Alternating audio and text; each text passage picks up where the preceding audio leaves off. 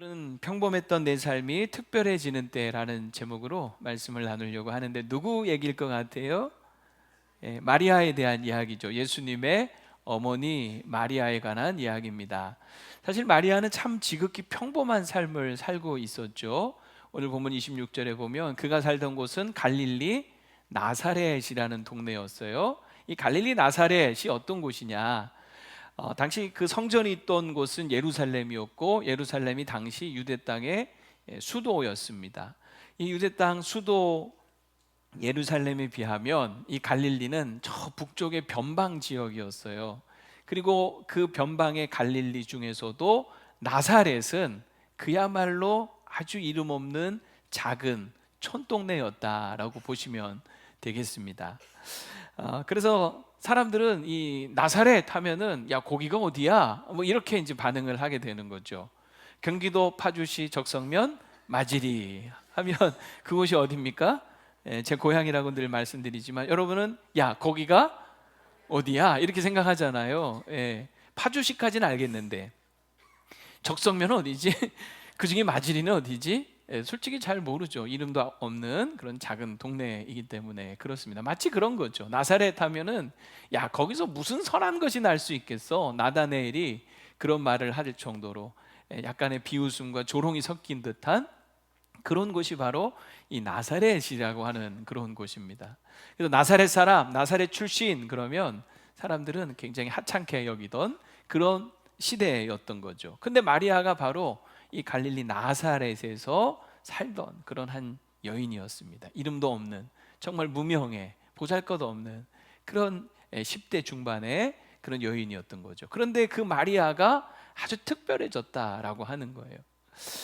근데 먼저 여러분, 설교를 하면서 좀 여러분들이 오해가 없었으면 좋겠다 하는 마음도 들어요. 평범한 삶이 나쁜 것이냐?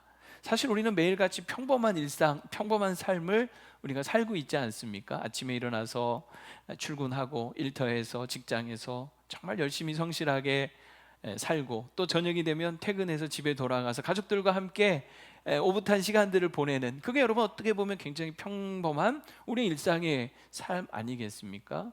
가정에서 육아를 하고 가사를 돌보면서 지내는 그런 삶, 결코 여러분 나쁜 것이 아니죠. 잘못된 거 아니죠. 하찮은 것이 아니죠. 우리 아이들이 학교 가서 공부하고 지내는 그런 모든 이 평범한 삶도 너무나 사실 소중한 것이고, 그 평범한 삶을 우리는 최선을 다해서 살아야 되는 거예요. 때로는 매일같이 반복되는 일상이다 보니까 지루하기도 하고 또 고단하기도 해서 탈출하고 싶은 마음도 있을지 모르겠지만, 여러분 그 평범한 우리의 일상도 하나님 우리에게 맡겨주신 소중한 삶이라고 하는 거죠. 그런 면에서 그럼 이 평범한 삶이 특별해졌다라고 할 때 이 특별함이라고 하는 것은 그럼 뭐냐 도대체? 그저 세상적인 인기와 명예와 어떤 유명세를 타고 돈 많이 벌고 갑자기 어떤 큰 권력을 얻는 그런 어떤 삶을 얘기하는 것이 아니고, 여기서 말하는 그 특별함은 마리아가 굉장히 특별한 아이를 잉태하고 낳게 되는 그 상황을 이야기를 하는 것입니다. 이 아이 어떤 아이입니까? 아주 특별한 아이인데 누구죠? 바로 예수님이죠. 오늘 우리가 읽은 이 본문의 내용은 그래서 예수님의 수태고지라고 하는 그런 별칭이 붙어있는 본문이에요. 하나님께서 천사 가브리엘을 이 마리아에게 보내서 내가 잉태하여 아들을 낳을 것이다 라고 알려주시는 거예요. 그런데 이 아들이 보통 아들이 아니었던 거죠. 이름을 지어줬는데 31절에 보니까 이름을 지어주죠. 그 이름을 예수라 하라. 근데 여러분, 예수란 이름의 뜻이 뭐예요? 마태복음 1장 21절 동일한 본문에 보면은 이는 그가 자기 백성을 그들의 죄에서 구원할 자, 구원자라는 그런 이름이 있는 거죠. 오늘 31절에서 33절에 보면 이 아기가 어떤 아기냐면 큰 자가 될 것이고 지극히 높으신 이의 아들이라 일컬어질게 될 것이고, 다윗의 왕위를 이어받아서 영원히 야곱의 집 이스라엘 하나님의 택한 백성을 다스릴 것이다. 그 나라가 무궁할 것이다 라고 얘기를 하면서 35절 하반절에 보면 이러므로 나실 바 거룩한 이는 누구다? 하나님의 아들이라는 거예요. 그러니까 여러분, 이 가브리엘이 마리아에게 네가 잉태하여 아들을 낳을 것인데, 그 아들이 알고 보니까 누구라는 거냐면 세상을 구원할 구원자요, 왕이시요, 심지어는 하나님의 아들이시라는 거예요. 여러분, 정말 특별한 아이였던 것이죠. 그래서 마리아가 특별해진 거죠. 그래서 예수님을 낳은 여인으로서 모든 여인 중에 정말 가장 중요한 여인이 되었던 거 아니겠습니까? 바로 여기에 이 마리아의 특별함이 있는데, 이걸 제가 한번 세 가지로 한번 정리를 해봤어요. 첫째는 뭐냐면 세상에 수많은 사람 중에 하나님께 선택받았다는 거죠. 두 번째는 그래서 예수님을 잉태하고 낳은 여인이 되었다는 것이고, 세 번째는 세상의 구원을 위한 하나님의 역사에 쓰임받았다라고 하는 거예요.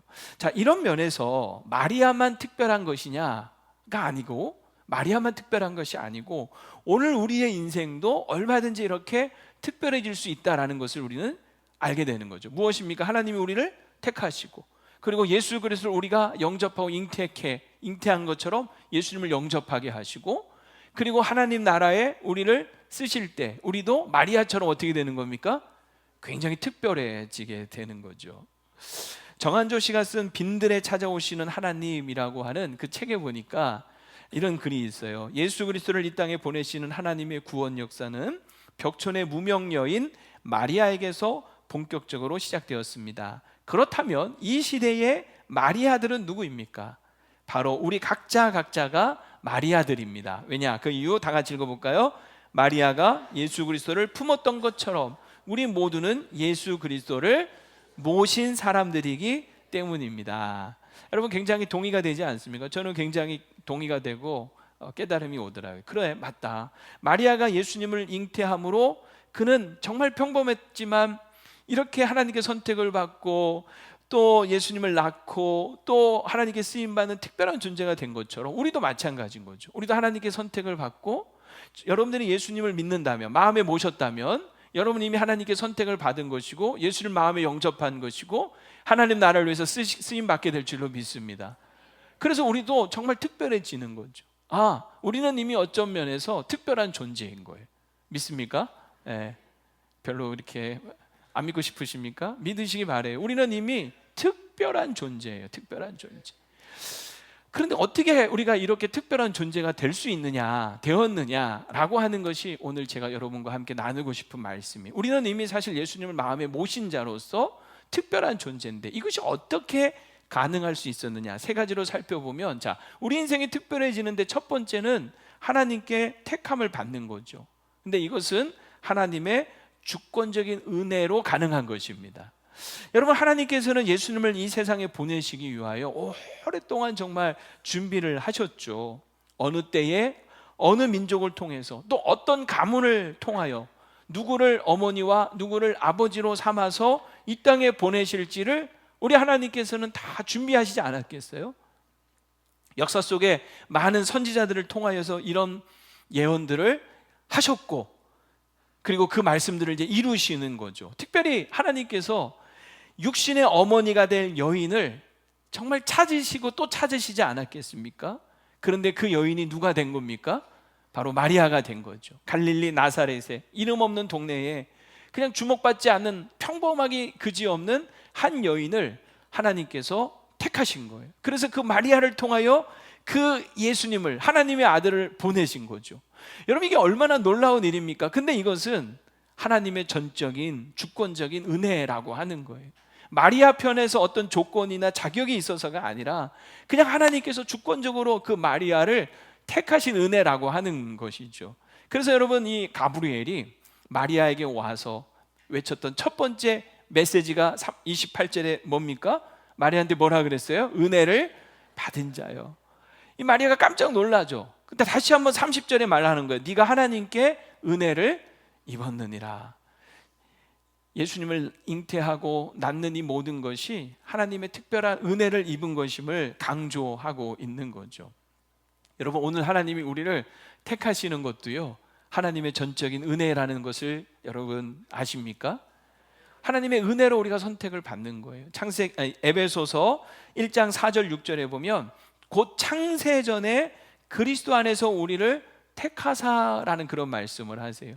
이 창세전에 우리를 택했다는 말은요, 하나님께서 우리 어떤 조건이나 자격을 보지 않으시고 하나님이 그 기쁘신 뜻대로 우리를 예정하셔서 하나님의 아들들이 되게 하셨다라고 하는 겁니다. 그야말로 하나님께서 우리에게 거저 주시는 그런 은혜로 말미암아 우리가 하나님께 이렇게 택함을 받은 것이죠.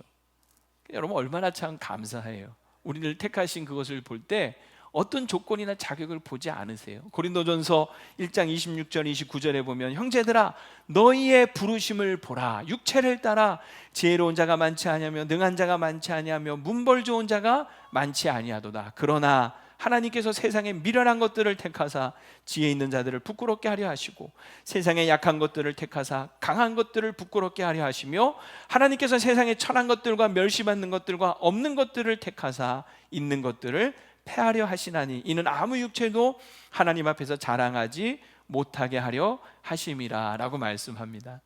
여러분 세상은 천하고 미련하고 없는 사람들을 멸시하고 무시하고 차별하지 않습니까? 여러분 세상에 우리가 살아갈 때 가장 기분 나쁠 때가 언제예요? 무시당할 때 아닙니까? 또 다른 사람과 비교당할 때 아닙니까? 차별당할 때 아닙니까? 내가 입고 있는 옷차림이나 내가 타고 다니는 차나 내가 살고 있는 집을 보면서 그냥 나를 무시하고 차별하고 할 때 얼마나 솔직히 기분 나쁩니까? 내가 다니는 직장이나 내 아이의 직업을 보면서 차별을 한다면, 내가 다니는 학교를 보면서 사람들이 나를 비교하고 차별한다면 이것만큼 여러분 솔직히 속상하고 기분 나쁜 일이 없는 거잖아요. 근데 우리 하나님께서는 그렇게 사람을 차별하지 않으신다는 거죠. 비교하지 않으신다는 거죠. 무시하지 않으신다라고 하는 거죠. 오히려 성경에 보면 여러분 구약의 우리 하나님은 늘 고아와 가부들의 하나님이 되어주셨고 집이 없이 정처 없는 그 나그네의 하나님이라고 말씀을 하세요. 고아와 가부는 그 당시에 가장 힘없고 연약한 존재들이었어요. 사람들로부터 차별당하는 그런 무시당하는 대표적인 사람들이 고아와 가부였는데 하나님은 그들의 하나님이셨고 나그네의 하나님이 되어주셨다라고 하는 거죠. 예수 그리스도께서 이 땅에 오셨을 때 보면 예수님이 늘 함께 하셨던 사람들은 어떤 사람들입니까? 가난하고 병들고 그리고 정말 세상에서 멸시당하는 그런 사람들, 세리와 창기들의 친구가 되어주시고 사람들이 가까이 하지 않는 나병 환자들의 친구가 되어주셨죠. 예수님의 그 족보 마태복음 1장에 보면 5명의 여인이 나오는데 그 중에 한 명이 오늘 본문에 이 마리아가 나오고요. 또 4명의 그 여인들, 예수님의 그 족보에 올라가 있는 여인이면 엄청 대단할 것 같지만 실제적으로 이 4명의 여인은 어떤 여인들이었습니까? 잘 아시죠? 누굽니까? 유다의 며느리였던 다말. 또 누구였어요? 여리고성의 기생 라합. 그리고 모함 여인 룻. 그리고 우리아의 아내였던 바세바. 이런 여인들이 당당히 예수 그리스도의 족보에 올라가 있는 거죠. 세상적으로 보면 다 사람들이 천대하고 멸시하고 손가락질하던 그런 사람들이지만 우리 하나님은 차별하지 않으시는 거죠. 누구든지 그리스도 안에서 새롭게 만들어주시고 그 영광스러운 예수 그리스도의 족보에 들어갈 수 있도록 은혜를 베풀어 주시는 하나님, 그분이 바로 저와 여러분의 하나님이신 거죠. 세상은 사람들은 늘 자격이나 조건을 따지지 않습니까? 그래서 똑똑하고 잘나고 탁월한 사람만 선택을 하고 특별 대우를 하죠. 미련하고 약하고 천하고 멸시받고 없는 자들은 배제하고 차별하지만 그러나 우리 하나님은 절대 그러지 않으세요. 다 환영하시고 맞아 주십니다. 우리가 어떠하든지 간에 하나님은 우리를 택하셨습니다. 세상 사람들이 우리를 때로는 구박하고 멸시할지 몰라요. 이번 또 명절 때 가면 여러분 얼마나 구박을 받으실까 걱정되는 분들이 있으시죠.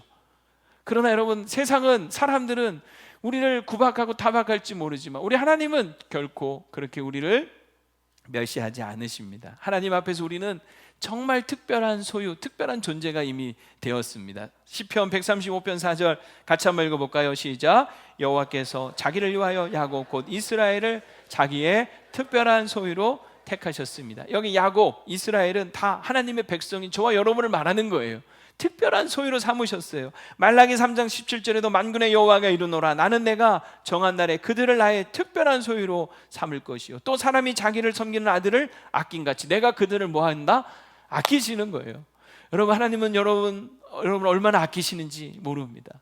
마치 이사야서 62장 3절에 보면 너는 또 여호와의 손에 아름다운 관 내 하나님의 손에 뭐같이 될 것이다? 왕관이 될 것이다. 왕이신 그 하나님이 쓰시는 그 왕관처럼 우리를 그렇게 보배롭고 존귀하게 여겨주신다는 거예요.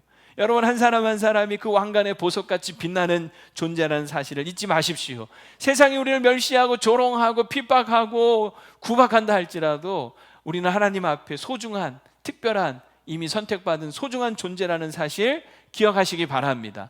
그 하나님이 택한 자에게 하나님 베푸시는 그 은혜가 무엇이냐면 28절 다시 보시면 은혜를 받은 자여 평안할지어다. 그리고 주께서 너와 함께 하시도다 라고 말씀을 하시죠. 세상이 줄 수 없는 평안을 하나님께서 우리에게 주시고 하나님이 우리와 함께 하시는 거예요. 여러분, 우리가 무엇이길래 하나님이 늘 우리와 함께 하시는 거예요. 이것이 바로 하나님의 선택을 받은 자들이 누릴 수 있는 놀라운 은혜인 거죠. 자, 첫 번째, 우리가 평범한 우리의 삶이 특별해지는데 첫 번째는 뭡니까? 하나님의 택함을 받는 것. 이것은 하나님의 전적인 은혜다라는 사실 잊지 마시기 바랍니다. 두 번째는 우리가 특별해지는 때는 언제냐면 예수 그리스도를 잉태하듯이 영접하는 거죠. 내 안에 예수님을 영접할 때 이것은 하나님의 전적인 능력으로 이루어지는 일입니다. 자, 마리아가 오늘 이 천사의 말을 듣고 34절에 보면 질문을 해요. 마리아가 천사에게 말하되 나는 남자를 알지 못하니 어찌 이 일이 있으리까? 이 천사의 말이 정말 놀라운 말씀이었지만 이 마리아 입장에서는 어떻게 이 일이 가능할 수 있는지 궁금했던 거죠. 왜냐하면 자기는 남자를 알지 못하는 처녀예요. 그런데 어떻게 내가 잉태할 수 있을까? 사실 어떻게 보면 이게 불가능한 일이잖아요.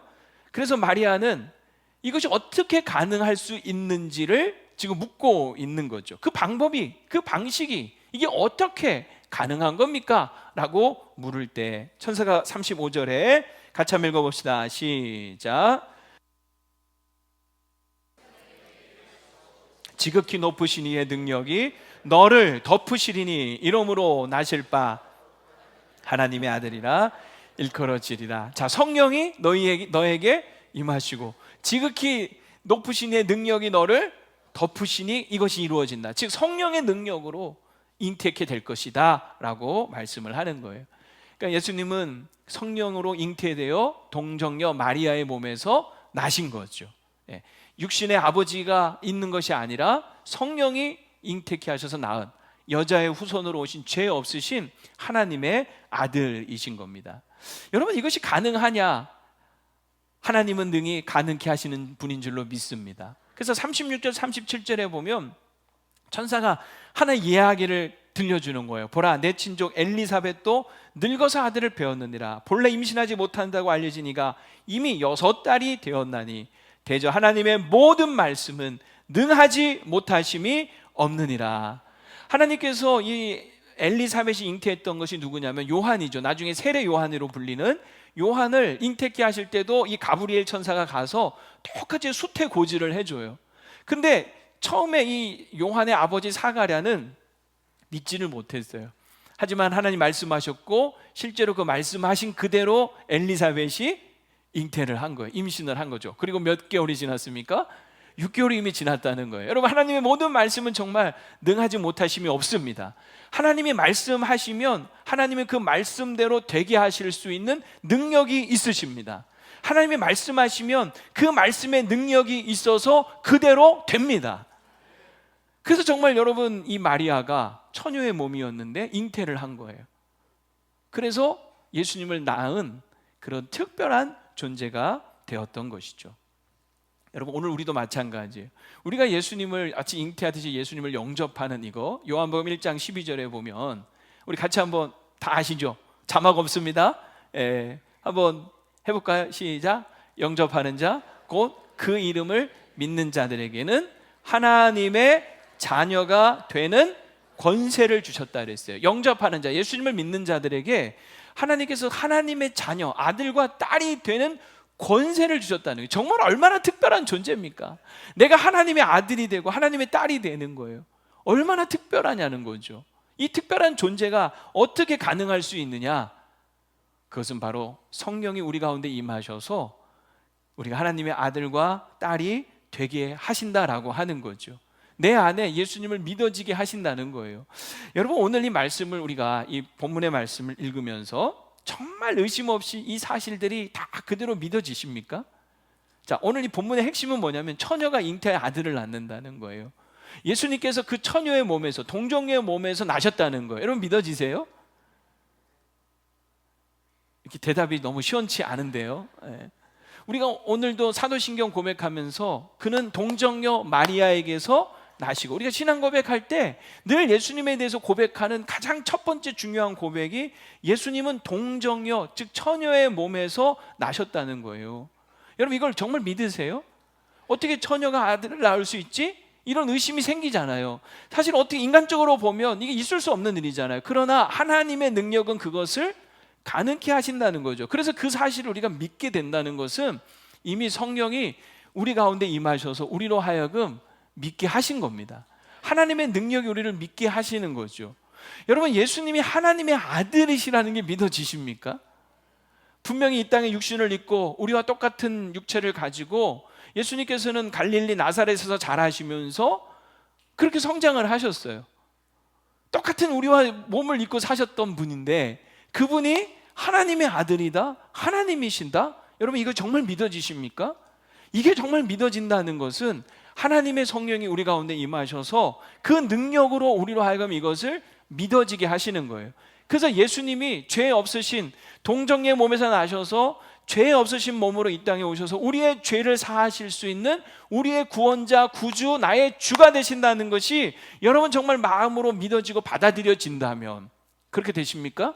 그것은 성령이 임하셔서 여러분 가운데 역사하신 증거인 것입니다.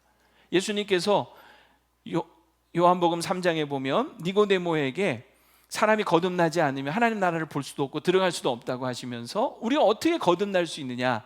물과 성령으로 거듭난다고 했어요. 죄와 허물로 죽었던 우리를 성령께서 우리 안에 새 생명을 불어넣으셔서 다시 태어나게 하시는 거죠. 그래서 예수를 구주로 믿도록 역사하시는 거예요. 내가 예수님을 구주로 지금 믿고 있다면 그것은 성령이 이미 내 안에 역사하신 증거인 것입니다. 아무도 예수를 주라 성령이 아니고서는 고백할 수가 없는 거예요. 여러분이 예수님을 이미 주로 고백하고 계신다면 그것은 성령이 여러분 안에 임하시고 역사하신 증거인 겁니다. 그래서 예수님을 우리가 영접할 수 있게 된 것이죠. 여러분 이게 얼마나 놀라운 일입니까? 그래서 우리가 하나님의 자녀, 아들과 딸이 되는 정말 특별한 이런 존재가 된 겁니다. 이것은 전적인 하나님의 능력으로 되는 것임을 여러분 기억하십시오. 아멘. 세 번째 마지막은요, 우리가 어떻게 특별한 존재가 될 수 있느냐라고 할 때 하나님의 역사에 쓰임을 받는 거죠. 하나님의 역사에 쓰임 받을 때 우리가 정말 특별한 존재가 되는 건데 이것은 마리아의 헌신적인 순종으로 가능하게 된 일이었습니다. 오늘 마리아는 천사의 말을 그대로 받아들이고 순종을 하죠. 38절에 보면 마리아가 이르되 주의 여종이오니 말씀대로 내게 이루어지이다 라고 고백을 합니다. 여러분 마리아가 이 천사의 말을 그대로 다 받아들이는 거예요. 그 말씀대로 내게 이루어지기를 원합니다 라고 고백을 하고 있는 거죠. 근데 여러분 이것이 쉬운 일이 아닌 거죠. 왜냐하면 마리아가 이것을 그대로 말씀대로 이루어지기를 원한다면 이 처녀의 몸에서 아들을 잉태하고 낳아야 된다는 거잖아요. 이게 여러분 얼마나 많은 희생과 수고가 필요하다는 것을 마리아가 몰랐을까요? 처녀의 몸으로 아이를 한번 낳아보지 못한 이 여인의 몸으로 임신을 하고 10달 동안 그 아이를 뱃속에 품고 그리고 해산의 수고를 해야 하는 거죠. 이거 여러분 정말 얼마나 힘들고 어려운 일입니까? 또 뿐만 아니라 지금 처녀의 몸으로 임신을 해서 배가 불러오기 시작하면 그 당시 율법에 따르면요, 이 정혼한 상태에서 아이를 가졌다라고 하면 마치 간음한 것으로 취급을 해서 파혼을 당하고 돌에 맞아 죽을 일이었어요. 그러니까 이 마리아가 주의 말씀대로 내게 이루어지이다 라고 얘기할 때는 어쩌면 마리아 마음속에 돌 맞을 각오를 하는 거죠. 내가 돌에 맞아 죽을 수도 있다라는 것을 알면서도 마리아는 그 말씀에 순종하고 있는 거예요. 더욱이 이제 곧 요셉과 결혼하면 정말 모든 여성들이 다 꿈꾸는 그런 평범한 삶의 꿈이 있잖아요. 사랑하는 남자와 결혼을 해서 아이 낳고 정말 오손도손 평범한 삶을 아름답게 꾸미는 그 삶을 기대하고 있지 않았겠어요? 근데 마리아는 지금 그것을 이제 다 포기하는 거예요. 자신의 계획, 자신의 꿈, 자신이 기대했던 모든 계획들을 다 포기를 해야 하는 거죠. 그래서 사실 하나님의 이 부르심, 하나님 앞에 쓰임받는 이 부르심은 때로는 우리가 참 순종하기 어려운 그런 길이기도 해요. 왜냐하면 우리의 계획을 마치 방해하는 것 같고 우리의 앞길을 막는 것처럼 보일 때가 있는 거죠. 하나님의 말씀대로 순종하려면 때로는 내가 계획한 것을 포기해야 되고 익숙하고 안정되고 보장된 자리를 떠나야 될 때가 있고 내 인생의 진로를 바꿔야 될 때도 있고 내 바쁜 시간과 소중한 재물을 하나님을 위한 일에 구별해야 할 때가 있고 세상에서 때로는 인정받지 못하는 길을 선택을 해야 할 때도 있고 나의 평안함을 포기해야 될 때도 있는 거죠. 그래서 많은 사람들이 보면 순종하는 것이 필요하고 중요하고 마땅함에도 불구하고 알면서도 망설이고 주저하고 심지어는 저항하고 불순종하기도 하는 것 같아요. 근데 오늘 여러분 마리아의 위대한 점은 뭐냐면 이런 모든 것들을 다 알면서도 자신이 그것을 기꺼이 받아들이고 순응하고 수용하기 시작했다라고 하는 겁니다. 이 마리아가 이렇게 할 수 있었던 이유가 뭐냐면 오늘 마리아가 다시 한번 여러분 말씀 한번 보세요. 38절 다시 한번 읽어볼까요? 시작. 주의 여종이오니 말씀대로 내게 이루어지이다. 자신을 뭐라고 얘기했어요? 주의 여종이다 라고 했어요. 나는 주님의 종입니다 라는 거죠. 나의 주인은 누구라는 거예요? 하나님이시라는 거죠. 하나님이 내 인생의 주인이시니 하나님이 원하신다면 저는 그저 여종일 뿐이오니 기꺼이 나의 삶을 하나님께 드리겠습니다. 기쁨으로 내 삶을 드리겠습니다 라고 고백을 하는 거예요. 감당해야 될 분명한 어려움과 감수해야 될 위험이 있지만 그런 하나님이 말씀하셨으니 그 말씀대로 되게 하실 것을 이 마리아는 믿음으로 헌신적인 순종을 하는 겁니다. 그런데 그 순종으로 말미암아 이 마리아는 예수님을 낳은 특별한 위대한 은혜와 복을 받고 누리게 되는 거죠. 이 지점에서 여러분에게 한번 여쭤보고 싶어요. 여러분 순종하는 것이 힘듭니까? 재밌습니까? 자, 순종하는 것은 힘든 일입니까? 재밌는 일입니까? 헷갈리십니까? 예. 사실 힘든 일인 건 사실이에요. 그러나 순종하다 보면 이것이 얼마나 재밌는 일인가를 알 수 있을 거예요. 순종은 힘든 일이지만 분명히 재밌는 일입니다. 여러분, 순종의 길은 분명히 우리가 많은 것들을 희생하고 포기해야 되는 길이에요. 쉽지 않은 길이에요. 그러나 순종하고 났을 때 하나님이 우리에게 주시는 은혜와 복을 누리면서 정말 재밌게 되는 거죠. 여러분 생각해보세요. 순종이라고 하는 것은 하나님의 말씀에 하나님의 뜻대로 우리가 따르고 순종하는 거 아닙니까? 근데 하나님의 뜻과 하나님의 말씀은 항상 우리에게 선하고 좋은 거예요. 옳은 거예요. 그래서 하나님께 순종하다 보면 하나님의 뜻에 순종하다 보면 절대로 손해보거나 망하거나 잘못되는 일은 없습니다.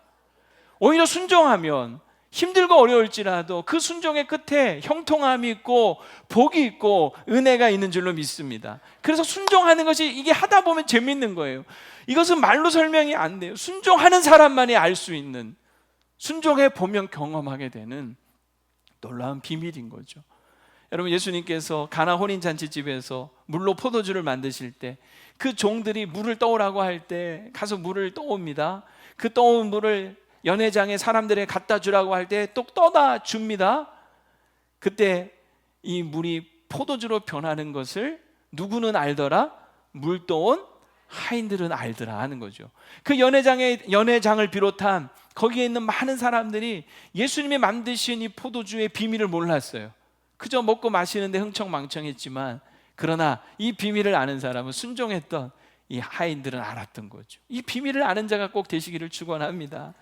여러분, 밤새도록 그물질을 했지만 고기를 잡은 것이 없었어요. 그러나 베드로가 주님께서 배 오른편에 그물을 던지라라고 했을 때 어떻게 합니까? 밤이 맞도록 수고하였으나 잡은 것이 없지만 말씀에 의지하여 그물을 내리리이다. 순종했더니 어떻게 돼요?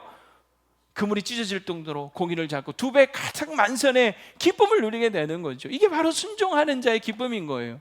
말씀에 의지하여 그물을 내리려면 힘들어요.